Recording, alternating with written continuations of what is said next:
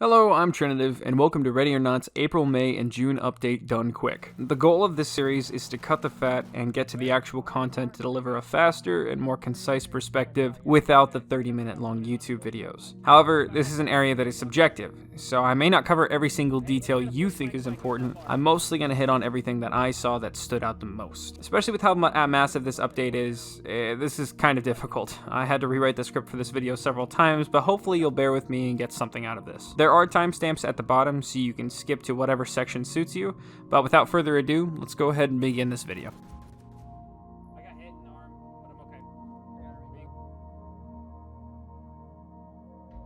The starting area hasn't changed much physically. It has, however, entirely changed how the player customizes their kit. There is now only one station needed to completely customize the equipment of yourself and your team, including weapon attachments, which you customize by clicking the weapon in the weapons category, and a new included feature, you can now remove all attachments with the clean weapon button. Carrier configuration, up to and including the positioning of armor plates and the material of those plates. You have the choice between Kevlar, ceramic, and steel. A new slot system that allows the player to individually select exactly what they want on their vest, which also includes a brand new ammo system, allowing the player to also switch between different ammo types by hitting the button that corresponds with the weapon they are holding. One for primary, two for secondary, which allows you to switch between different ammo types based on the weapon, such as anything rifle or pistol, armor piercing versus hollow point, and if it's a shotgun, buckshot or slugs. At this current time, there is no variance for the 40mm launcher, although with this system in play, there's no reason they couldn't add this in the future. The only thing you can't do with these stations, just like before, is change your uniform, which you'll have to approach the mirror for. And a fun fact with this, there's a new OD green uniform that you can use with your team. There are multiple new weapons and multiple new skins for the Supporter Edition owners. The MP5A3 in 9mm and 10mm, the MP9, the PFC9, which is a supporter-only Glock clone, and the B1301, which has two variants, one for supporters and one for public use. I'll only be going over one of these shotguns since they are the same spec-wise, they just look a little bit different. First, the new pistol, the PFC9. I'm not going to say much about this, it's a custom Glock clone. It has the same specs as the Glock, has the same magazine size as the Glock, has the same feel as the Glock. The only thing that was notably different was that it has a red post for the front sight.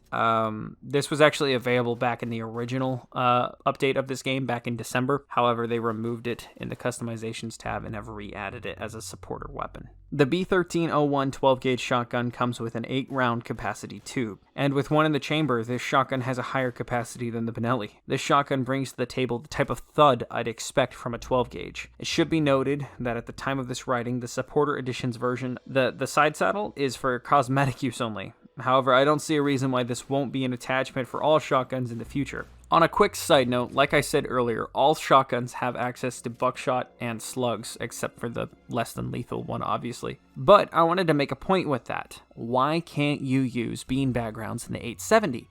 It doesn't make sense. It's a pump-action shotgun. Frankly, the semi-automatic shotguns outspec it in nearly every way. Giving the operator the option to load a single beanbag round into the chamber of the 870 would be a massive way to separate this shotgun from the semi-auto shotguns and give it an edge over other options in the game. But that's just my opinion. I understand in real life police don't typically do this and they have to have a specific shotgun they are using for less than lethal, but I can't think of a single reason why you couldn't. So maybe something to consider. The MP5A2 has had many of the customization options stripped away in favor of the new MP5A3. This MP5A3 is available in 9mm and 10mm. Now, if me saying that makes you think, why do they need to add a gun that's only 1mm different? Here's a video quickly demonstrating that kinetic difference.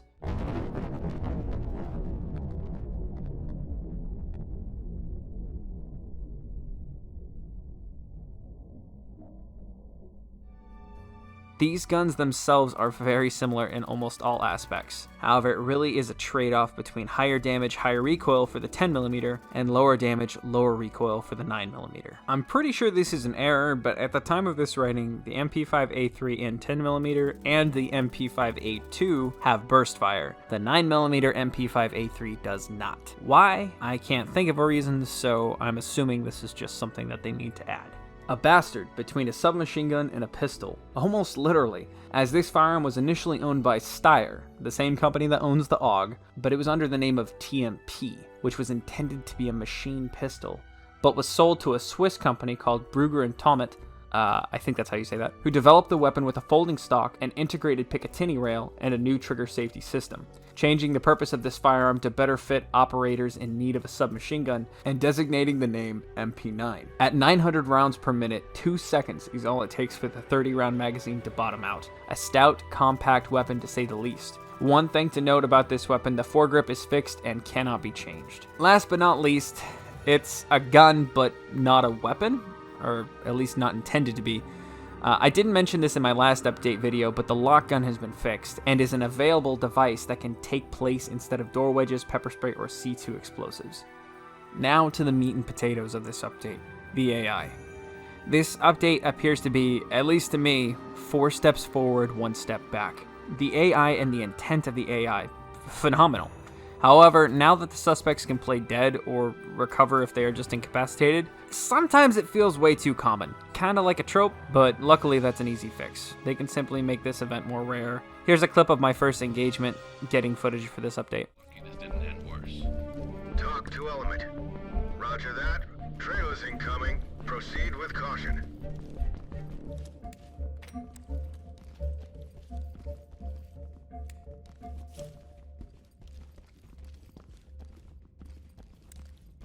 Get ready. Hands up! Police, hands up! Put your hands up! Hands up! Do it now! I will say suspects utilizing cover is a great choice, especially now that bomb vests work, but like the entirety of this game, most things need some work. And don't get me wrong, I'm not complaining. The new AI, it makes the game feel new. The dynamic of suspects also hiding their position and engaging you is amazing. The new ammo reworks and suspect rework makes gunfighting feel much more rewarding. Just don't go into this update thinking it's perfect, because it's not. The suspects glitch into the ground often when they are restrained, and they can still occasionally aim lock you like a CSGO spin botter. But like I said, this is still 3 steps way beyond where the game originally was. Now for your SWAT AI, I'm going to save you your time and just say it doesn't feel good. It really needs some work. In my opinion, it's buggier than ever, which is unfortunate because I play much more of the single player than I do the multiplayer, but inevitably the closer we get to the official release, the more the SWAT AI will become a priority, and since this game is still in early access, we will have to wait on this feature being improved. This one's a doozy, and in order for this to be a done quick video, I can't and I won't show you every angle of every map. Not only will I not? I can't. Some of this stuff is a little too... I'm gonna be honest. Some of this stuff is messed up. The new maps, they're great. They are more sinister and twisted and have dark undertones that I'll try to detail later, but I kind of question if that can go on YouTube. Anyway, I totally just deviated from my script. Where was I? Oh yeah. Here I am. I was saying I can make a video of each individual map more in depth if you'd like, but for this one's purpose, I gotta be quick, so here we go. First, 213 Park Homes has again seen a major remake. The laundry store is now decrepit and out of business. Other various avenues and walls have been created, making it feel like a new map with the same bones. And this is for barricaded suspects and raid mode. Raid mode has had new things added, as well as barricaded suspects has an entirely new tunnel in the back, so this is definitely something to look forward to. It is an entire remake, which is kind of interesting because they just remade it a while ago. So they remade the remake from the original? I don't know. Real quick, because I suck at writing a script, I have the only mode I've seen added to an existing finished map is Raid on Cherryessa Farms, which is cool, but also unfortunate. I've really been itching for Hostage Rescue on 213 or Bomb Threat on Penthouse. I think that would be really cool to have either of those modes. However, the test level, which is still unfinished, is now labeled Crystal and Lead. It's gone some pretty extensive changes compared to last time, and is really needing some major texture work. It has raid and active shooter added to it now. Now let's move on to the new finished maps. I really hate that this is on YouTube, because I can't discuss in depth how disgusting this story gets.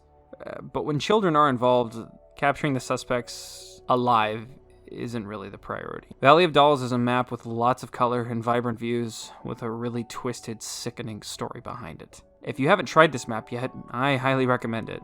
It's my personal favorite of this update. In a population center like any major city, it's not impossible to think of a terrorist or extremist event occurring, and the need for a SWAT team to react with an enormous violence of action, well, that's needless to say. Cue Neon Tomb. One of these organizations is poised post-attack inside of the nightclub, and now is the time for you to clear it. Music that drowns all other noises, low-level lights and shadows on every corner, terrified civilians attempting to escape, and heavily armed suspects, most having body armor, some having bomb vests. This map makes Cherryessa Farms look like a cakewalk. Good luck. The following maps are maps that are slated to release, however are still unfinished at this time. This isn't a half-baked shortcut one-level country-style emergency room. This is a hospital that you would imagine for an entire city. Multiple levels, and even multiple bridges connected by a glass sky bridge. But at least if you get shot, you're in a hospital, right? This map is still under development and is in white box phase. However, it does have all the game modes available, and it does offer some perspective as to where they plan to take this map. Very excited for this. Being the first map to ever start with only hostage rescue, this map stands out. From the mechanics, the atmosphere, and the developer messages left around the level, this map is believed to be the predecessor of Valley of Dolls, and as such goes hand in hand with the disturbing story of it. The Spider is a sickening map, where no one would blame you for wanting to make sure no suspect leaves with a pulse. Now moving on to the last test level to make note of, an over-the-edge group of extremists, one of which a former United States intelligence agency analyst, leads you to Ridgeline, where every approach is hindered by the numerous two-story windows overseeing the entire compound's yard, where suspects will attempt to engage your team from. Once you make the approach, the house is dimly lit, and various shooting angles are all around you.